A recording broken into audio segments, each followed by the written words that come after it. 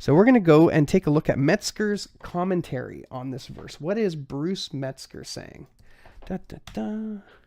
And he says that verse 14 is an interpolation derived from the parallel in Mark 12:40 or Luke 20:47 is clear. So he's calling on the gospel harmonization argument, right? So we see it in Mark 12:40 and Luke 20:47, and for some reason, a scribe somewhere in the process decided that it would be a good thing to take this passage and insert it into Matthew 23 around verse 13 or 12. So he gives two reasons. One, he says, A, it's clear from its absence in the earliest and best authorities of the Alexandrian, the Western, and the Caesarean types of text. Now, I did not find many Western and Caesarean types. In fact, I did find one Western manuscript that was relatively early that contains it. So I don't know what kind of manuscripts he had access to when this was written. I know this is a rather old book and they didn't have all the electronic stuff that we do today. But nonetheless, we'll take a look at that. And then his second reason for it being an interpolation, there it is, for being clear, is from the fact that the witnesses which include the passage have it in different places, either after verse 13, so the Textus Receptus, or before verse 13. So there's a question as to whether it is going to be 23:14 or whether it's going to be 23:12. Okay, so there's two places. In the manuscript tradition, it's either found before or after verse 13. So those are the two arguments that Metzger is arguing here. He's saying, well, you know that we find it. We know that we find it. Or we don't find it in our earliest Alexandrian, Western, and Caesarean witnesses. We don't find it in those early manuscripts. That's what he's saying. And then the second one here is, and when we do find it in every other manuscript, it's either in this place or this place. So the question then becomes well, what's more important? What do we weight more? What do we weigh more when we're deciding whether a passage is included or not? So the additions, so the weighing is this. Are you going to take these two items, not being found in the earliest manuscripts and being found in two different locations, or the other kind of option, all right, the other kind of option here for why this is not in here has been found by James Snapp. And this is where we get into James Snapp stuff. Let me pop open his blog. All right, so Matthew 23:14, this is James. The verse in which Jesus mentions widows' houses and long prayers as he denounces the scribe and Pharisees is in most manuscripts. And in most manuscripts, it appears before the verse that is in the King James Version, verse 13. The inclusion of this verse, whether before or after verse 13, is not just supported by a strong majority, like 98% strong majority. I would call that a super majority. That's the term I'm going to start using of Greek manuscripts. It is also supported by the testimony of Hilary Poitiers, 310 to 367 in France. I guess that would be Hilary of Poitiers. Something like that. All right, John Chrysostom, late 300s to early 400s in Constantinople, and the Peshitta version in Syria. I also, looking at some of the stuff, some of the Bohairic Egyptian manuscripts contain the verse as well. And this is where I kind of wanted to go with this. So to kind of counteract Metzger's argument, this is an observation that's really interesting. So another consideration regarding the verse is that verse 13 and verse 14 begin with precisely the same word, wo, or ue in Greek, which would make it easy for a verse to disappear if a copyist's line of sight accidentally drifted from one occurrence of the word ue to another occurrence of the word ue. So here's what James is talking about. So if you look at these verses, Matthew 23, 13, 14, 15, 16, especially these three verses tied together, you'll notice that they all start exactly the same. Woe to you, scribes, Pharisees, and hypocrites. Woe to you, scribes, Pharisees, and hypocrites, for you. Woe to you, scribes, Pharisees, and hypocrite, for you. So all three of these start exactly the same way, or at least have exactly the same text. So when you're writing this down, right, you're looking here. You can't see, you can't see my cursor. Okay. So you'll be looking here, right? and then copying it down. You'll copy, and then maybe you look up because someone, I don't know, offers you a coffee, and so you're really tired, so you take that coffee, and then when you come back to the text, instead of going here with your eyes, you go here, and you skip out on verse 14. I think that's a very reasonable explanation as to why this verse isn't in here, or why this verse isn't in some of the manuscripts. So the question is that explanation more reasonable than the explanation that there was a harmonization between the two? Which one is a more powerful argument? What's more reasonable, right? And the question that we're going to have then is, what do you mean by more reasonable? And when we start talking about more reasonable, we're talking about a subjective opinion. So it's not really, at least in my mind, a great way to make these kinds of decisions. So that's kind of like the second sort of argument here that Metzger's making, or at least a combat of it. Dr. Jeff Riddle also wrote on this one, and he makes a similar observation about this whole thing about skipping a line. It's called homoio-arcton, which just means similar beginnings. And it's the whole idea of skipping past something because your eye doesn't notice that it's the same. The rest of the line isn't the same because the beginning is the same. He's got lots of good stuff on here. I know a lot of people don't like Dr. Jeff Riddle, but I actually find a lot of his stuff to be quite helpful. There we go. All right, the most plausible explanation for verse 14 to be absent in some manuscripts is the unintentional error of homoio-arcton, having the same or similar beginning. This would then lead to confusion when this error was recognized and the verse was reintroduced back into the text. So you can see that Dr. Riddle is also making very similar what's the term? Rebuttal to what we see from Metzger. Okay, let's pop back up here. Okay. All right. Time to look at some manuscripts. Let me just pop over to this guy here. And the list of manuscripts is actually a lot bigger. Again, I want to just show this resource here. I don't know if this is published just yet, but Wayne Mitchell, he's worked on, there we go. Let's see if I get it in there. Do I got it? You know what? Here, let's go like this. Hang on. There we go. Wayne Mitchell. Okay, this is the Greek New Testament 4th edition.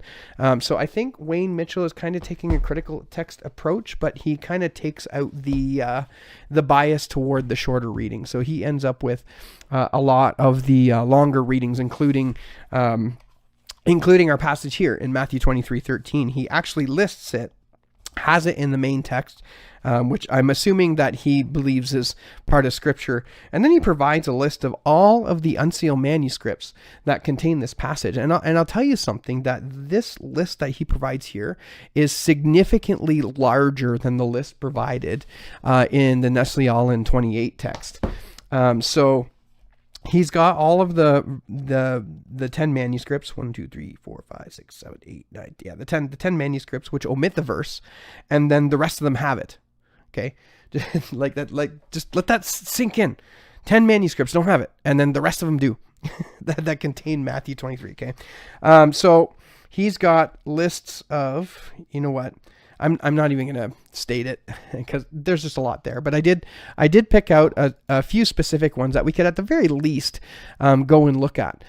So for its inclusion, we have, let me switch views here.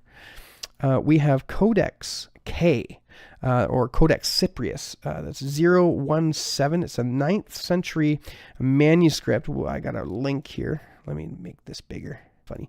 All right, so it's there. We have it here in Codex GA17, Codex K, Codex Cyprius. Okay, and this is a 9th century manuscript. Nothing really too crazy about this one. It's just it's there. It's just there. But we can pop over to Codex Washingtonianus, and this one is interesting because it is probably the oldest manuscript that we have that contains this passage. And the really interesting thing about it is if you look at the wiki and a couple other sources, it states that it's a mixed Byzantine text. it's a mixed text. So it contains Alexandrian readings. It contains Caesarean, Western. I don't know if it contains those. It just says mixed. But specifically in the Gospel of Matthew, and our passage here that we're looking at, it states that it's Byzantine. So we have a 4th or 5th century manuscript that contains a Byzantine reading. It contains a Byzantine reading. So if we come down to Matthew 23, we'll just take a quick look at it while we're here. Now, this was the kind of like the weird thing about this one. I don't know what to make of this, but there's markings over the passage. So let me see if I can find it. Okay, I cut off the first part of the verse there, but that's okay. But you can see it here. Now, what's really interesting are these lines right here. I don't know if you can see those. But right here, there's like little lines. It's almost like it's been crossed out or written over. I don't think that's bleed through. It's hard to tell. Very difficult to tell if that's bleed through, because you can see the bleed through here. But these definitely look like, yeah, those are markings or diacritics. Yeah, right here. This isn't bleed through. There's no way that's bleed through. Faldenses is a German translation from Jerome's Vulgate. Sure. Yeah, James, this doesn't look like bleed through. I would be hard pressed to call that bleed through. It looks like someone came in with a different, like that looks like different ink. I'm curious about those markings. Yeah, there's some bleed through there. That's clearly bleed through. You know what? Maybe it is bleed through. Maybe it is. Because I'm just looking, you can see where the letters are on the other side of the page. That could very well be. Let's see if we can zoom in a little bit further. We're doing a little bit of discovery here. I did take a look at this. See, this isn't bleed through though. There's no way that's bleed through. It almost looks like, yeah, I don't know. That's not bleed through. I don't know if you guys can see the cursor or not. Do I have a spare copy? Yes. Okay. Let's just leave it at that for now. It could very well be copied over. Because even, well, yeah, it's hard to say. Like this right in the middle, that's not bleed through. There's no way that's bleed through. I could look. What line is that? So we're kind of here. That could be. If we flip over, take a look at the other side of the page and see what it looks like. Oh, look at that. Now, what do you think? Now, this is interesting. What do you think? Is this bleed through from the other side, or is this what's bleeding through to the back? That's really interesting. It looks to be in a different ink. You know what? This is going to be like a little bit of a closer look. But either way, it's in the manuscript. So if somebody came and crossed that out or did something different with it, the original writing is clearly Mark 15 or Mark 23:14, like it's or 13 is 14. It's clearly there. There's no question that initially it was written in as part of the scribe. So Washingtonianus is definitely a witness to this passage. There's no question about it. We have a couple others here. So let me just list where it's included. So for its inclusion, not only do we have these ones that we mentioned here, we have Codex Delta, a 9th century manuscript. We've got 0102, a 7th century Alexandrian manuscript. So we have a 7th century Alexandrian witness to this. We have a 7th century mixed. I wasn't able to determine what the mixture was, but again, another 7th century uncial. 565, which is a minuscule, contains it. The majority contains it. And then, of course, it's in the Syriac. I believe it's the Peshitta and the Herclean. And then the Bohairic, which is an Egyptian Coptic part of the Bohairic manuscripts contain it. And then the other part of the Bohairic manuscripts don't contain it. Now, when we go to who's excluding it, though the exclusions are really interesting. I'll just copy and paste that, because that way you guys can look at what I'm doing as opposed to just seeing nothing. All right, so we have Aleph, we've got B, we've got D, we've got L. L is an interesting manuscript, by the way. We'll talk a little bit about that. And then we have F family 1, We have 33. We have 892 with a corrector, and then we have a bunch of Latin witnesses to its exclusion. All right, so Aleph and B, 4th century. We know that Aleph and B are Alexandrian. We have one Western witness, and this is interesting because D, you remember how if you go back to Metzger's Commentary, one of his critiques was that it has old manuscripts in all of them. This is the only old Western manuscript that contains that leaves this passage out. This is the only one. And then we go to Codex L, an 8th century Alexandrian manuscript. So you're starting to get the hint, right? Alexandrian, Western. It's definitely specifically an Alexandrian reading. Codex Theta.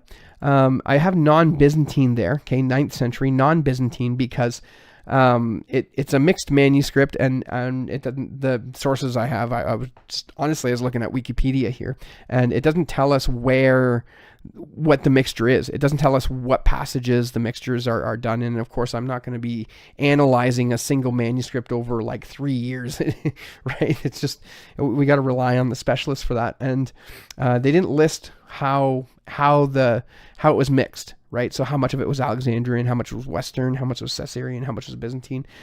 So I just put non-Byzantine because I think it's pretty clear that there aren't Byzantine readings in this one. So anyway, it's strong Alexandrian support. And this is the thing, is if we're looking from a Byzantine text perspective, right, and strong Alexandrian support says, so what? It's an Egyptian reading. That's essentially it. Now, if we start finding early Alexandrian readings in other parts of the Mediterranean, then we would be like, oh, maybe. James Snapp says, one Western Greek witness. Yes, one Western Greek witness. That's right.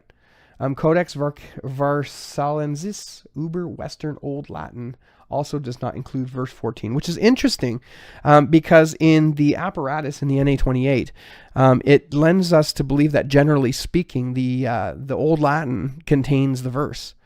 So if we come back to, where is it? Yeah, so the Italian, IT is a little symbol in there. So the Old Latin listed in what do you call it? In the NA28 has it. It has it. So, it has old readings. It has old manuscripts.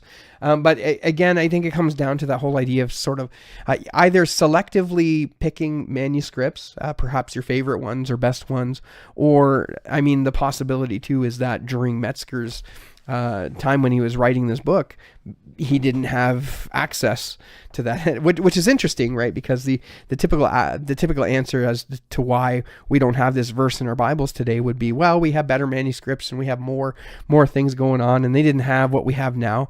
It's almost like we can come to that place now where we can apply that thinking to Metzger's work and say, well, he didn't have manuscripts that we have today, and they seem to show things in favor of this now. So that could very well be. I can't remember when the Textual Commentary came out. Was it in the 50s or the 60s? I don't know. Maybe I can find out real quick here. Let's okay, I'm going to flip a few pages. We'll see when the copyright is on here. 1975. Okay, 19. So this is about 50 years. 50 years out of date. So when you look at the totality of the evidence for this, it really appears as though we should be maintaining this passage. To delete it based on what Metzger's saying here. Let's go back to it. So delete it because it's absent from it's absent in the earliest and best authorities of the Alexandrian, the Western, and the Caesarean type of text. I did not see any Caesarean texts in these lists of manuscripts that I have. So I don't know where he's getting that from. I don't know where he got that from. And then even if the earliest Caesarean type of text he's talking about happens to be later than any Byzantine text that's in the list, it wouldn't really be a very good witness, at least in my own mind. And then the second, from the fact that the witness which include the passage have it in different places, either verse 13, again, the easy way to explain why that would be in different locations is Someone copied it. It copied the first, woe to you, scribes, Pharisees, and hypocrites. Because you remember, there are 3 verses. It copied the first one, accidentally left out the second one, copied the second one, or copied the third one, then realized that the second one wasn't copied, and so put it after the third one. Okay. And then the other one is its original place, which would have been before verse 13, which we have in the Byzantine text form. So again, really interesting. F1 is Caesarean. Oh, good to know. Good to know. Somehow I missed that. I do want to talk a little bit about the internal evidence. So I want to go back to Dr. Jeff Riddle's article. Yeah. So one of the potential arguments is that it could be due to the number of if we're going to argue for a critical text reading, it could be due to the fact that there would be 7 woes in that passage in Matthew chapter 23, right? You got to remember that Matthew chapter 23, what's happening is Jesus is basically berating the Pharisees, the Sadducees, calling them hypocrites. And, you go all across the world in order to find a proselyte. When you find him, you make him twice the child of hell as yourselves. Like Jesus is letting loose here. Okay. He's letting loose here. And he does it, 8 times or 7 times? That's the question, right? So if you're going to make an internal argument for this, some have suggested, well, maybe it's 7 because Matthew has an affinity. He has an affinity for 7s. And so chances are that Jesus is giving 7 woes here to talk about the completeness with which he's judging the Pharisees, the scribes. And there we go, something like that. But Dr. Jeff Riddle points out he has apparently preached through the book of Matthew.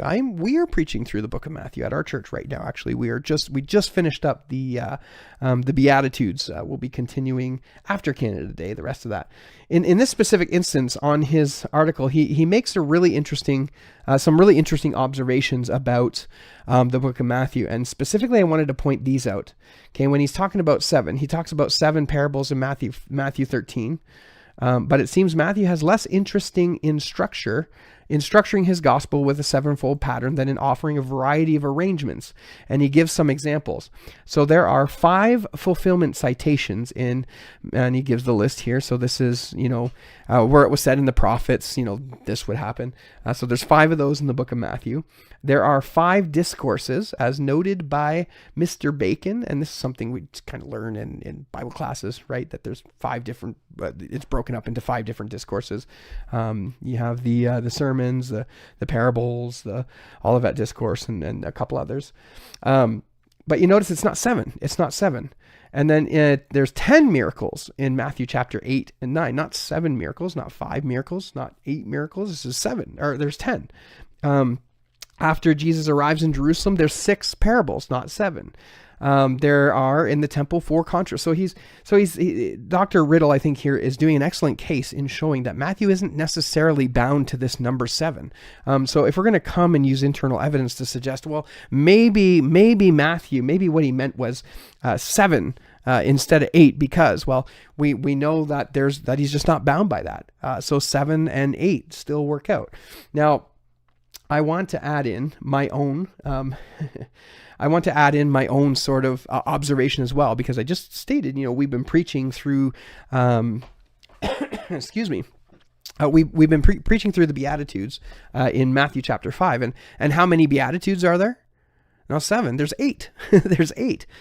So this actually indicates why internal evidence is such a poor guide when it comes to textual critical matters. I'm not saying it's not useless, but it's just not the greatest, right? Because listen, I can take the Beatitudes and I can notice that there's 8 of them, and I can come up with some sort of suggestion. Well, 8 is the amount of things that are blessed by individuals who live this lifestyle of these Beatitudes, and you see the first one and the second, or the first one and the last one, they kind of bookend and tie each other together, and there's 8 blessings for these 8 different characteristics that a believer is supposed to have, right? There's these 8 blessings. And then you can say, well, then, so if we go back to Matthew chapter 23, when Jesus is pouring out these woes, you could almost call them curses, on the scribes and Pharisees and hypocrites, you could say something like, see, he's referencing back to the Beatitudes, only it's the opposite, right? Instead of pronouncing 8 blessings, he's pronouncing 8 woes. So the blessed of the Christians are blessed 8 times, and then the cursing of the cursed are cursed 8 times. So you could do that, right? You could do that when suggesting internal evidence. Now, again, I'm not saying this is necessarily the case. I wouldn't argue the textual variant on these grounds, but it just goes to show how internal evidence like that is just not entirely helpful, right? It's maybe as a last resort and a last consideration you could take this, but I wouldn't rest too much on that. So this whole idea of trying to determine it based on the number and 7, not a great idea. Not a great idea in my opinion.